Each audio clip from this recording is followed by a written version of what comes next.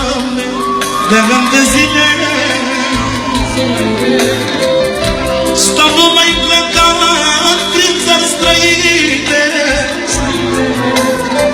Eu am plecat, Doamne, pentru copii, pentru copii, să le fac un rost, să le fac bucurii.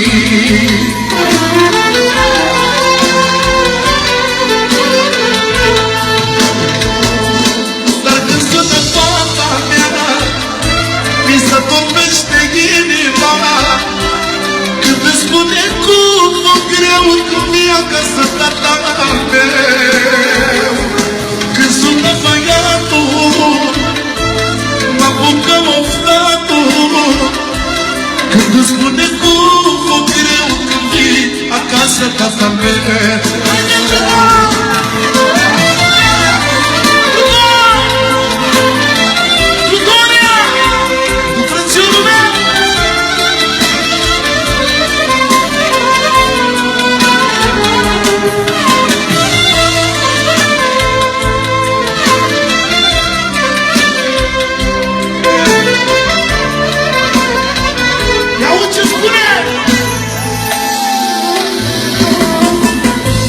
Eu de acasă, Doamne, nu pleca, dar mi-aduc aminte cât de supărat era.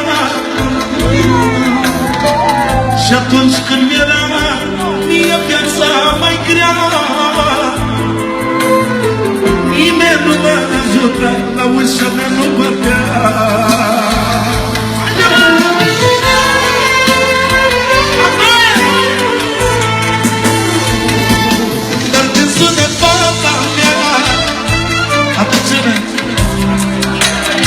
Din partea lui Costi din Ploiești, pentru fetița lui, pentru Sidonia, pentru băiatul lui, pentru Alfredo, pentru tăicuțul lui, pentru Chiriță și pentru Izabela, prințesa lui, mulțumit din suflet.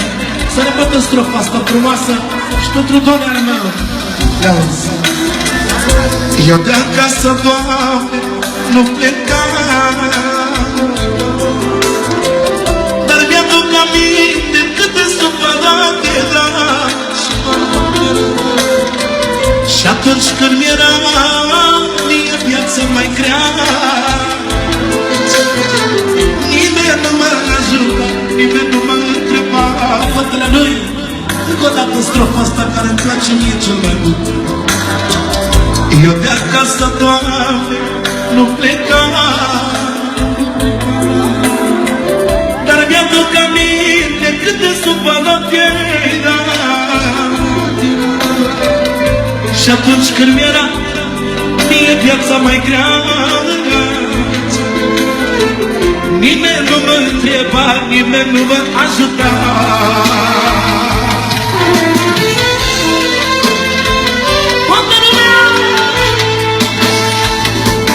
Dar când sună fata mea, mi se topește inima, când îmi spune cum mă greu când vii acasă tata meu.